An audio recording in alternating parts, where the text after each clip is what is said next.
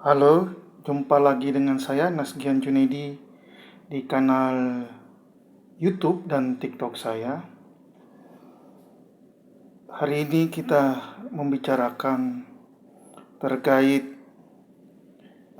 mulai banyak lagi teror-teror kepada influencer atau konten kreator yang berbicara dengan jujur dengan kenyataan yang ada terkait bencana di Sumatera. Konten kreator juga yang kemarin membuat kejadian di Papua bahwa tanah adat mereka mau diambil oleh oknum-oknum tertentu. Tetapi hari ini para pengunggah kejadian-kejadian yang merugikan banyak rakyat mulai mendapatkan teror, mulai mendapatkan tekanan, hujatan. Dan saya sempat minggu lalu di TikTok saya dihujat, ngomong lu kayak orang kumur-kumur mau tidur gitu loh.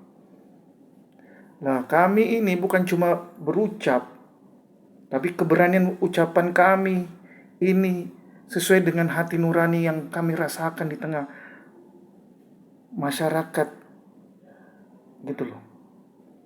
Dan kami mengawal proses demokrasi apa yang terjadi di Republik ini. Tapi kalau ada oknum-oknum tertentu yang mencoba menekan, menghujat, ya kan, atau meneror para influencer, itu kayak anak kecil. Siapa yang nyuruh? Apakah kelompok oligarki kah? Atau memang lingkaran Pak Prabowo Subianto yang menteri-menterinya ini pembantunya nggak bisa kerja?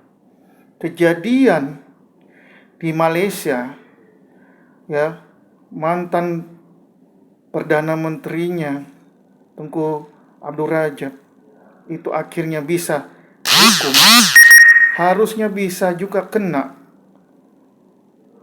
ya kan? Tidak ada yang tidak mungkin di Indonesia ini bahwa mantan presiden dan mantan-mantan lingkaran presiden yang menikmati kekuasaan, oligarki atau pengusaha atau ormas-ormas atau preman atau oknum-oknum aparat penegak hukum, ya kan, menteri-menteri pembantunya, partai politik yang terlibat daripada kejahatan merampok uang negara, merampok hak rakyat, harusnya bisa dihukum. Ini akan menuju jalannya. Tunggu saja. Gerakan demokrasi, penegakan hukum, advokasi rakyat ini tetap jalan. Jadi jangan sampai orang-orang itu mencoba mengurungkan niat kita untuk membicarakan kebenaran. Kita tetap memperkuat konsolidasi di sosial media, gerakan panjang untuk menuntut Indonesia ini menjadi lebih baik di tahun depan 2026 yang sebentar lagi kita sambut, ya kan, memasuki bulan Januari ke depan. Semoga kita sebagai rakyat dan para aktivis gerakan dan aktivis sosial dan media sosialnya itu mendapatkan momentumnya, ya kan? Kita tetap melapor kepada aparat apa yang terjadi, kita tetap melapor kepada para media bahwa inilah yang terjadi. Kita akan tetap melapor kepada Tuhan yang Maha Kuasa atas perilaku manusia, bahwa hari ini akumulasi krisis politik dan krisis ekosistem,